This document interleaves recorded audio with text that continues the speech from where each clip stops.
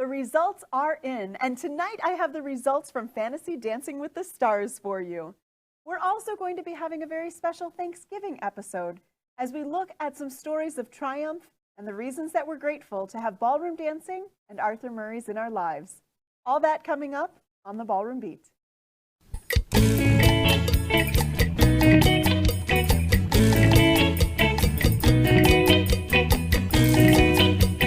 Cha-cha on the ballroom beat. Whoa, whoa, whoa. Cha-cha on the ballroom beat.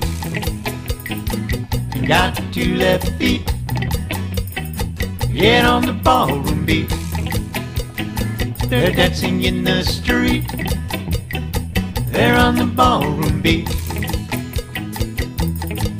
We can tango, we can swing, we can do anything. Walking through the door and waltz on the floor. You wanna feel the heat? Get on the ballroom beat. Cha-cha on the ballroom beat. Foxtrot on the ballroom beat. Salsa on the ballroom beat.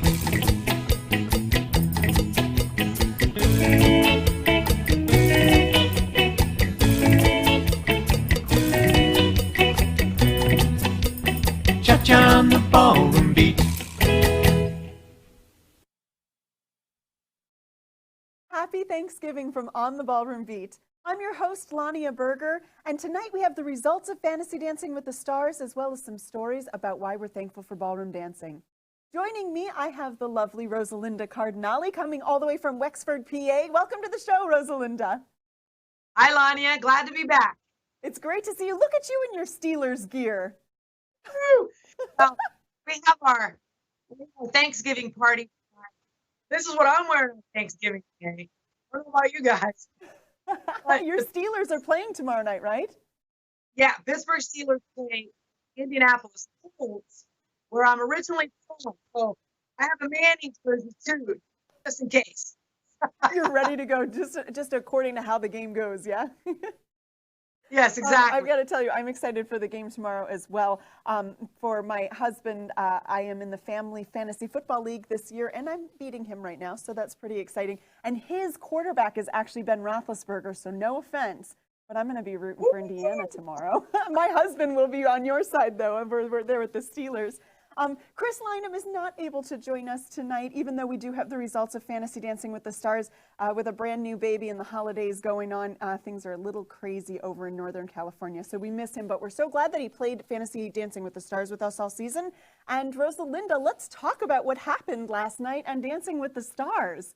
Were you surprised by the results? Awesome season, awesome show. No, not surprised by the results. No. You know, I've got to tell you, even though he wasn't on my team, I was kind of crossing my fingers for James and Sharna. Yeah, you have rooted for him all along the way, and he's just awesome. I almost thought was going to win last night. You know how they paused Yes. for a while, and it's like, oh my gosh, it's going to be James. It's going to be James. But it wasn't. You know, I think Chris thought that too. On the Arthur Murray Live blog, Chris posted this article that was the 5 reasons that James Hinchcliffe might win Dancing with the Stars. I think we have an image there of the blog article that Chris wrote. So I think that might have been his prediction as well, James and Sharna. But wow, well, I got to say, I was excited because it did go to a member of my team, Lori and Val. But let's talk for a minute about the James and Sharna freestyle. Wasn't that so beautiful and emotional? It was beautiful. What a wonderful song.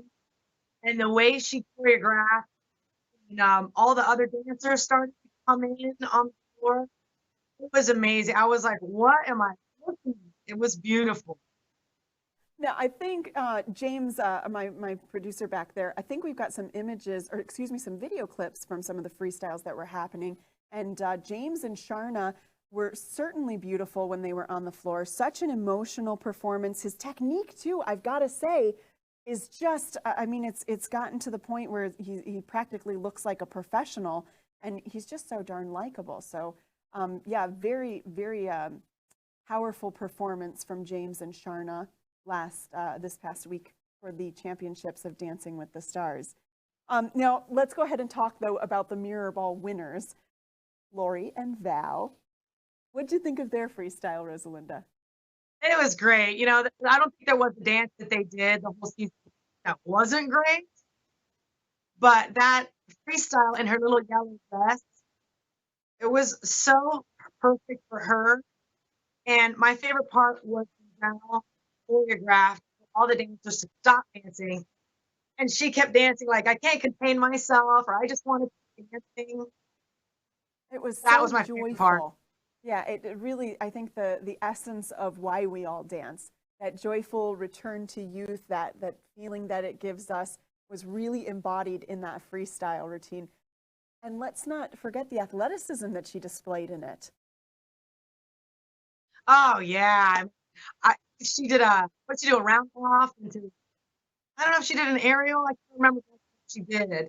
Yeah, we saw a lot of But nice her legs were always gymnastics perfect, movements. strong, she could run for miles.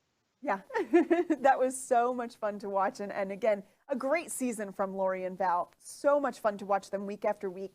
She's an inspiration to young girls.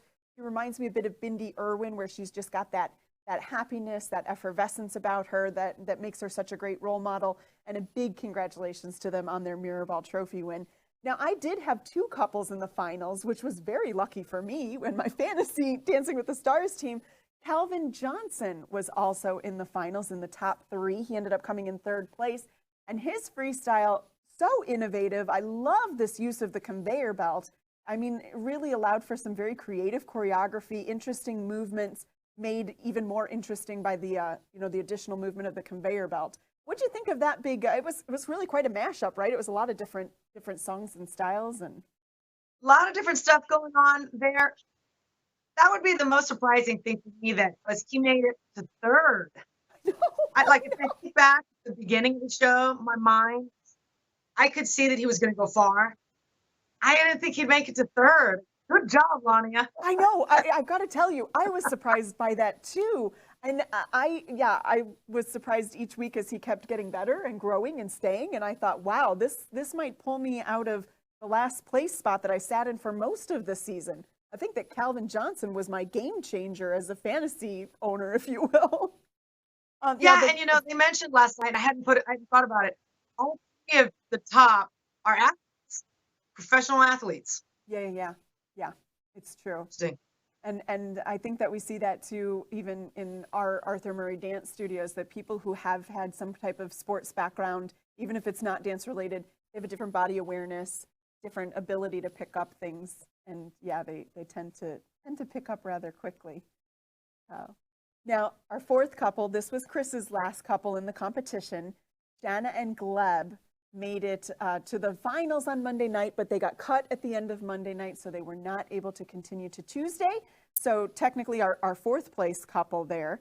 And they did a beautiful job as well. I mean, everybody did. What did you think of Jana and Gleb, Rosalinda?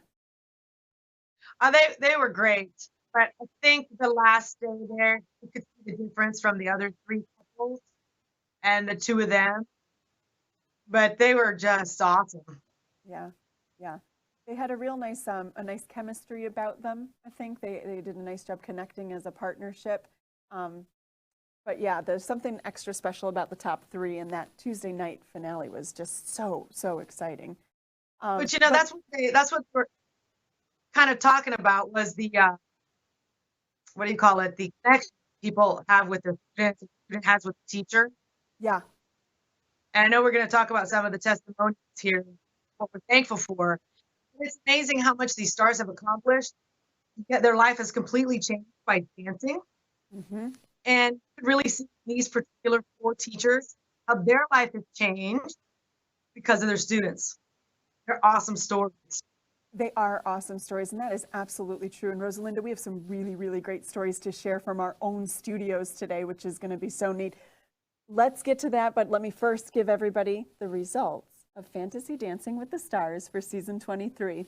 I'm going to start with the Franchisee League.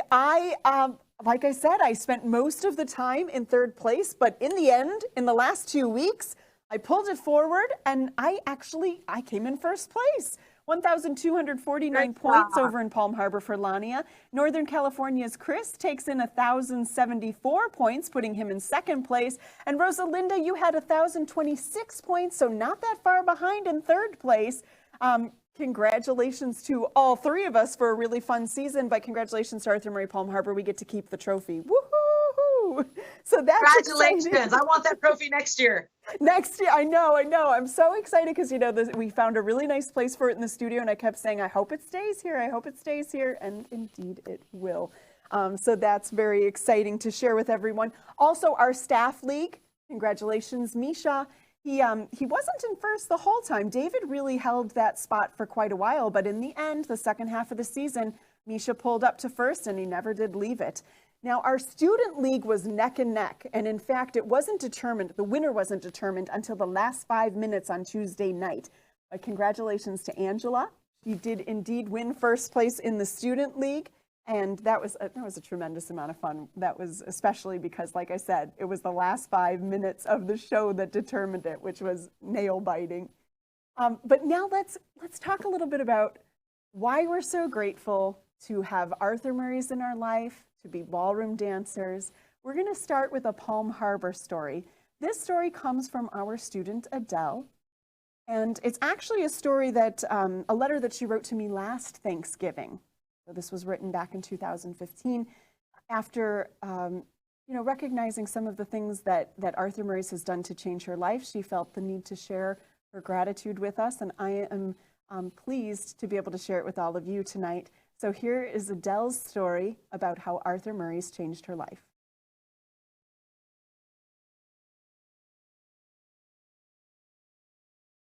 Like most families on Thanksgiving Day, we go around the table telling our friends and family what we are most thankful for this year. I listen to my sister and my parents, who every year say they are thankful for their children and the love we all have for one another. And yes, I am very thankful for my family. But what I am most thankful for this year is my new extended Arthur Murray family. I walked into Arthur Murray Palm Harbor about 1.5 years ago, expecting to learn how to social dance and have fun. How hard could it be? They make it look so easy on Dancing with the Stars. Let me preface on how I walked into the studio. My toes were pointing inwards, and I walked with a pretty bad limp. You see, I just had bilateral total hip replacements, and I gave myself 2 weeks to recover. Probably should have waited a few more weeks, but I really wanted to get stronger and feel good about myself. I am also a breast cancer survivor and have been through a lot, and I knew I needed to do something more with my life than work all day. So I walked, rather limped, into the studio, and I was introduced to my professional teacher, Misha. I took one look at him and was so scared because in front of me was this amazing top-ranked Russian ballroom dancer, and I was this shy, 50-something-year-old lady with 2 left feet and poor balance, attempting to do something that I wasn't sure I was going to be able to accomplish. Needless to say, 1.5 years later, I am about to enter my 3rd ballroom dance competition and will compete in cha-cha, rumba, swing, foxtrot, waltz, tango, and Lindy Hop. Not bad for someone with bilateral hip replacements. Ballroom dancing has provided me with strength, both physical and mental, and courage to pursue projects that previously I would not have considered. My energy level has increased tenfold, and very rarely am I home before 10:30 p.m. because I am dancing the night away at the studio. I stand up straighter, my head is held up high, and I have the biggest smile on my face you have ever seen. So thank you, Arthur Murray Palm Harbor, Lania, David, Megan, and most especially Misha, for adopting me into your amazing family and allowing me to feel like Cinderella at the ball every time I am on the dance floor. Sincerely and with love, Adele. I want to say thank you so much to Adele for sharing that story. Bilateral hip replacement is that is certainly something that is not an easy thing to recuperate from and rehabilitate from, and we are so pleased and feel privileged at Arthur Murray Palm Harbor to have been a part of getting you not only back on your feet, but onto the dance floor. More stories of triumph and gratefulness after the break on the Ballroom Beat. Everyone's story is different, so why be limited to just one or two options? With Norcom's Norflex Home Loan, you're given the flexibility to tell your story. Pick your terms from 8 to 30 years, all while maintaining a low, fixed mortgage rate. You can pay off your loan more quickly or choose a term based on your budget and timeline. Whatever you do with the Norflex Home Loan, make it part of your financial plan. Norflex. Short-term, long-term, your terms. Apply online at norcommortgage.com.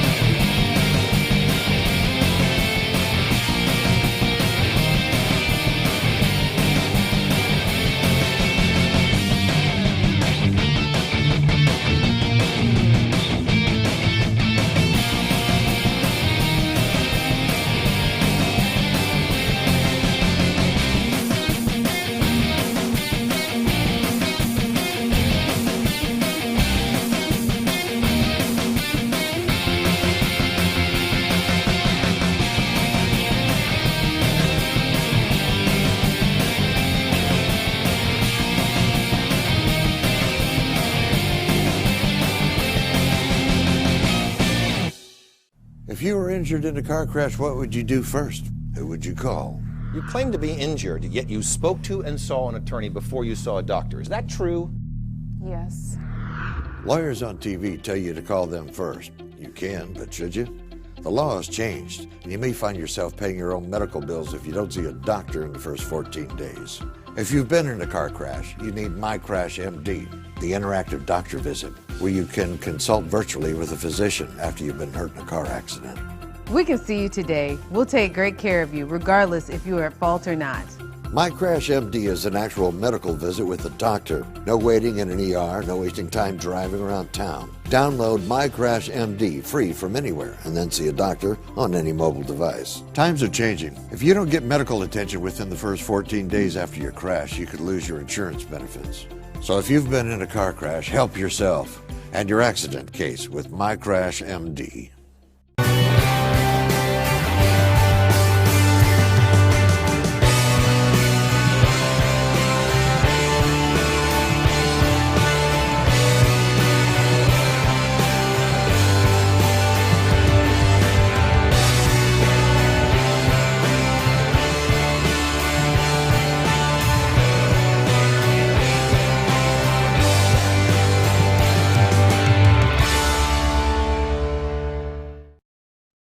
Welcome back to On the Ballroom Beat, and happy Thanksgiving to you. I am here with Rosalinda Cardinali from Wexford, Pennsylvania, and we are sharing some stories of strength and courage and appreciation about ballroom dancing and Arthur Murray's. Rosalinda, were you surprised at the topic of our last letter? I'm sorry, was I surprised about what? The topic of our last letter. Yes, it is exactly, it's a similar story to our student. I thought it was so neat without even coordinating, and we'll be looking at that story in just a moment. Without even coordinating, we had very similar stories come from our school. So we both know the wonderful feeling, the rewarding feeling of being able to make that change in the lives of our students. We're going to come to Rosalinda's in just a moment, but before that, we're going to go up to Northern California. And this story is not actually from a student. This story is right from Chris Lynham himself, the franchisee. This is his story of strength and courage and triumph about going to his very first high school dance.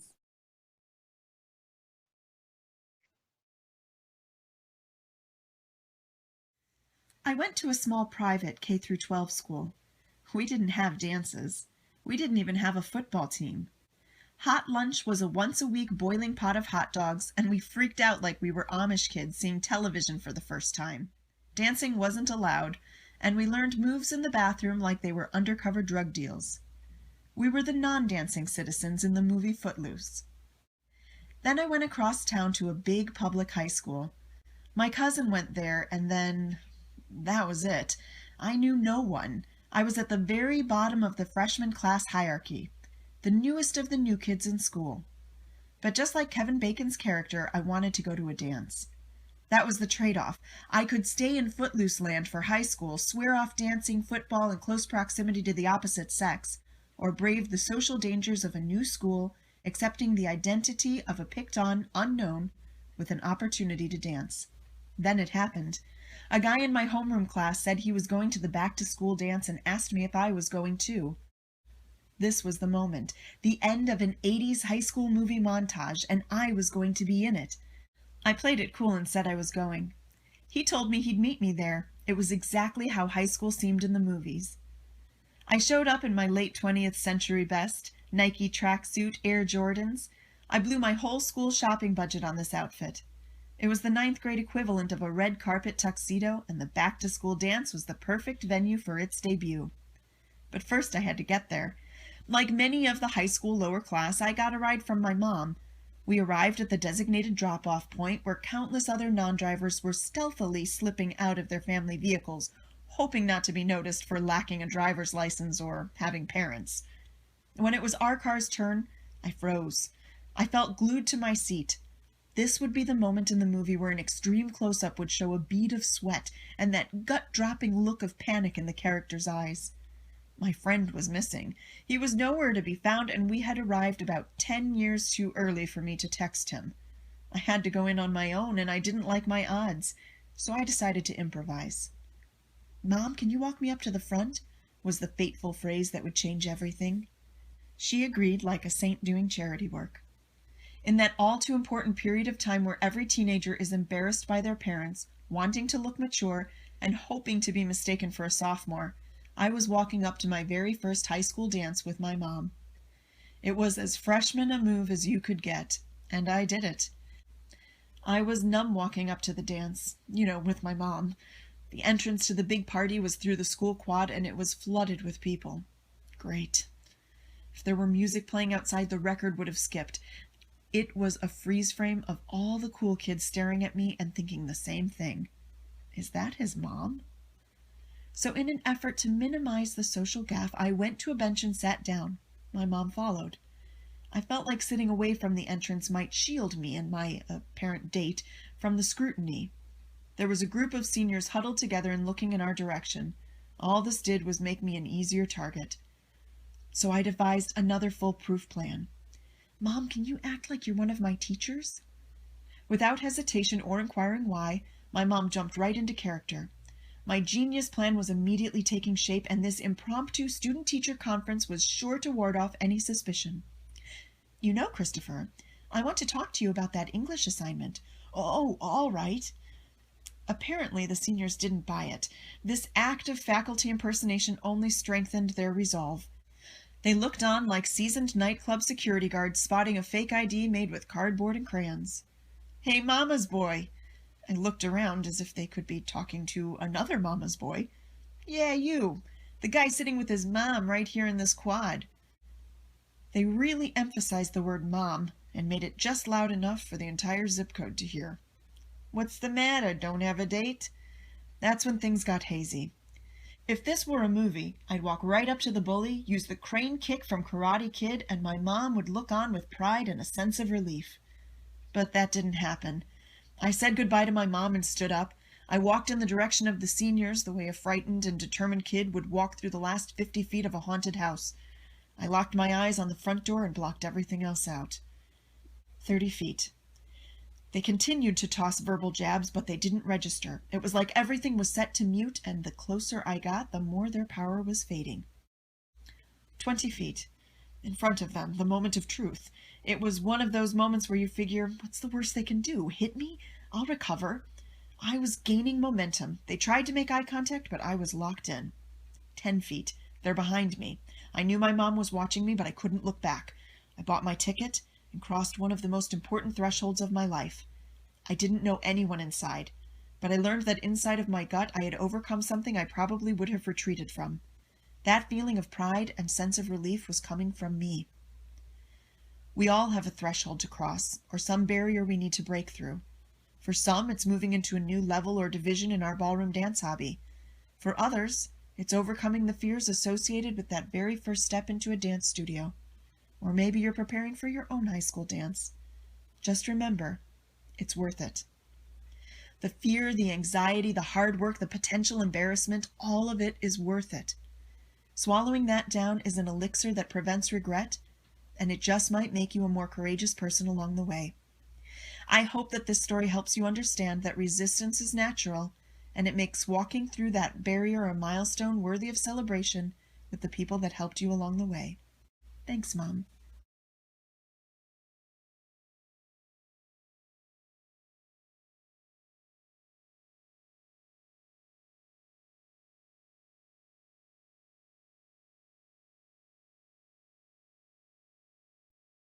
And a big thank you to Chris Lynham for that wonderful, very fun and yet poignant story about his first high school dance. Wasn't that fun, Rosalinda? That was fun. Chris is great. I love Chris's writing. It's such fun to read. Our last story comes from Wexford, Pennsylvania. And this is your student, Beth. And she has actually a rather similar story to Adele that, again, heartwarming, beautiful letter. So excited that we all have the opportunity to be a part of these wonderful changes for folks all around the dancing world. And let's take a look at the story that Beth wants to share with us.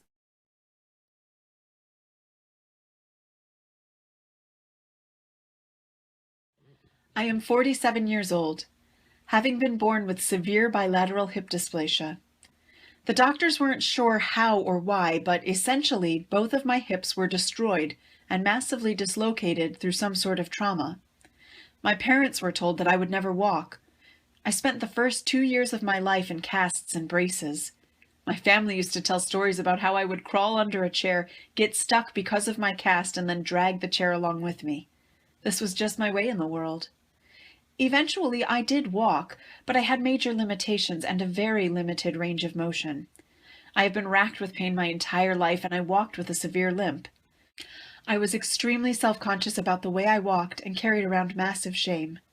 I used to walk behind everyone because I didn't want people to notice me or my limp. I was hyper-aware that I wasn't able to do everything that everyone else could do, even something as simple as sitting on the floor with my legs crossed. I have always been musical and still play in a symphony orchestra and a rock band. There is an internal rhythm in me and a desire to move and express myself through music. However, dance had not been a possibility for me. My pain and the limitations progressed as I got older.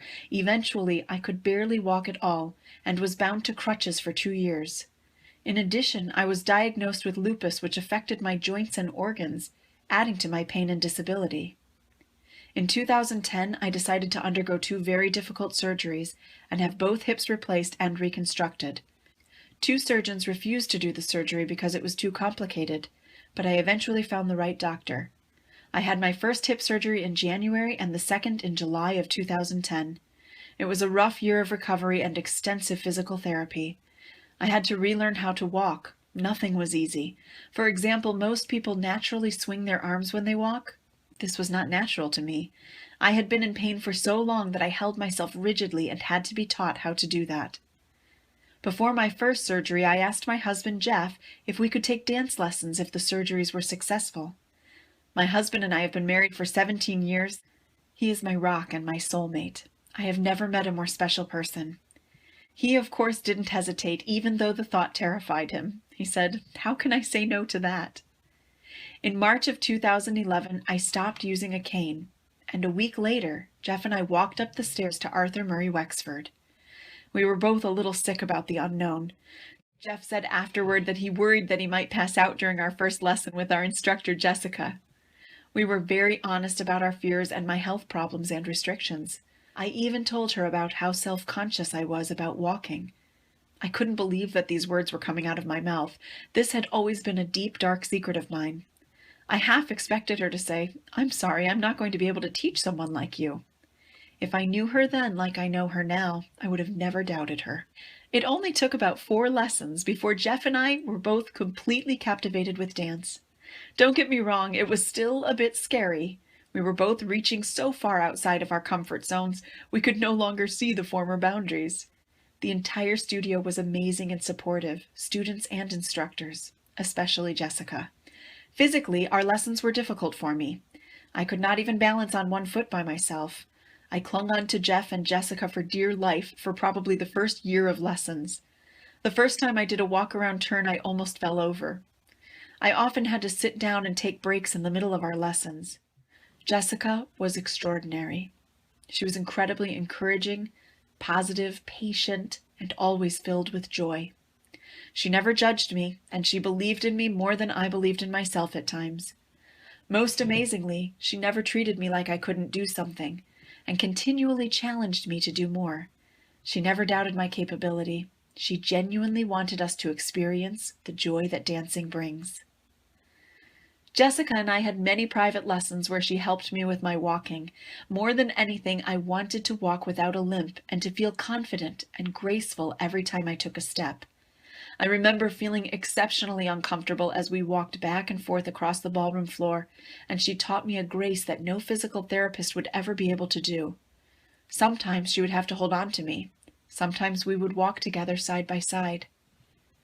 Over the past 5.5 years, a transformation has occurred. Jeff and I are both more confident in all areas of our lives. Both of us are in science and technology fields and have become more expressive and less in our heads. Our lives are richer and our relationship is even deeper. We have completed our 8th solo routine and are now enrolled in the Associate Silver program. We have been to 3 Arthur Murray competitions, including Superama last month.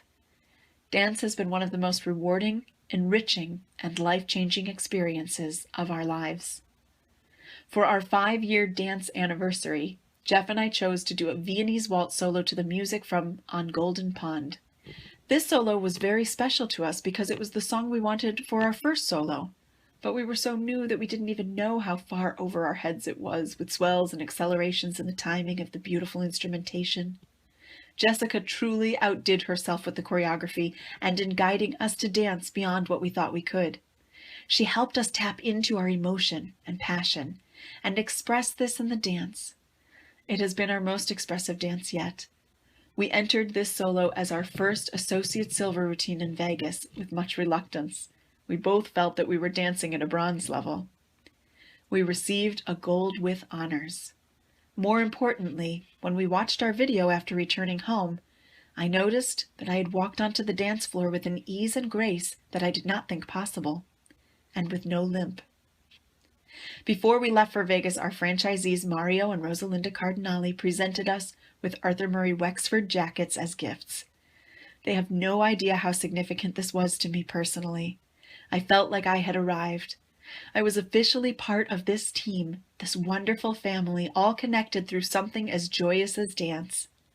If only the whole world operated like an Arthur Murray dance studio, showing each other respect and support, what a better world it would be. This Thanksgiving, I am forever grateful. For my incredible husband and dance partner with whom I look forward to many more years of dancing. For my surgeon who gave me the gift of new hips. I will continue to send him a dance video after each of our competitions as a thank you. For Jessica, who will never know the full extent of how she's helped me. And for our dance family, the instructors Mario, Rosalinda, and the students at Arthur Murray Wexford. I will continue to wear my Arthur Murray jacket with pride and gratitude. Beth. Rosalinda, please extend my gratefulness to Beth for sharing her beautiful story. What a heartwarming letter. You and Jessica and your entire team must be so proud. Overwhelmed. I can completely understand why. That was beautiful. And thank you to all of you for joining me in this special Thanksgiving episode. A big hello and warm hug to all of you in Arthur Murray Wexford. Have a very, very happy holiday. And thank you again so much for joining me for Fantasy Dancing with the Stars, as well as this episode of On the Ballroom Beat. Happy Thanksgiving. Thank you, Lavia. Happy Thanksgiving to you too. And make sure our viewers tune in next week. We are going to have Bob Long, the chairman of our dance board, on for a very special interview. Find out why Bob almost left the dance industry. Let's take a look at this preview. He said, Bob, you just finished your training class, and I just want to let you know that Debbie and Kathy, the manager and the girl that ran my training class, don't seem to think you have what it takes to be a dance instructor. What a thought. Yes. All that and more next week on the Ballroom Beat. And again, I want to extend to all of our viewers out there, all of the dancers, the Arthur Murray and beyond around the world, a very healthy, happy, warm and wonderful Thanksgiving from all of us at Arthur Murray Palm Harbor, all of us here on the Ballroom Beat. We wish you a very happy holiday. Thank you so much, and we will see you next week on the Ballroom Beat.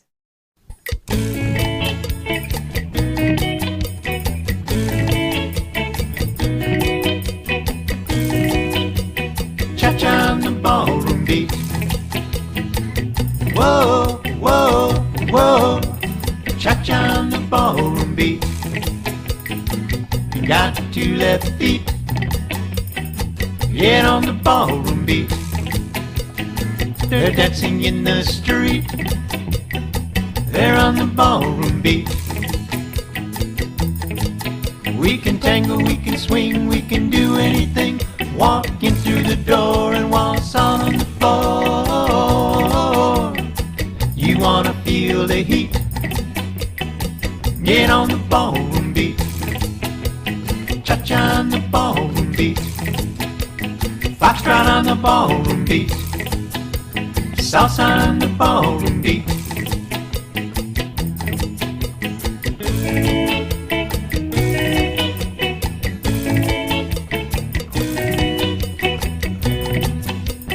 Cha-cha on the ballroom beat.